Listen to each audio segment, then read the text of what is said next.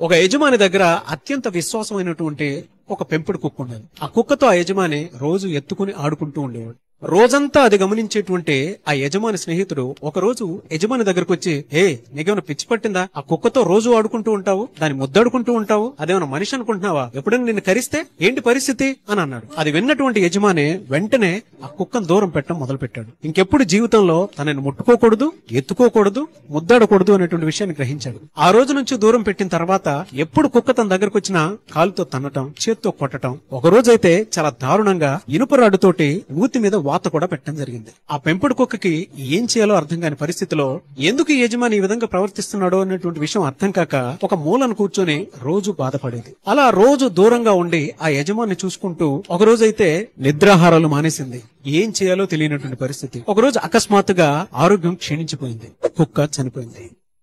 ఈ entire incident మనకేం సూచిస్తోంది అనంటే చెప్పుడు మాటల వలన మన జీవితంలో మూడో వ్యక్తి వలన మన నిజమైన బంధాలని పోగొట్టుకుంటూ ఉంటాము.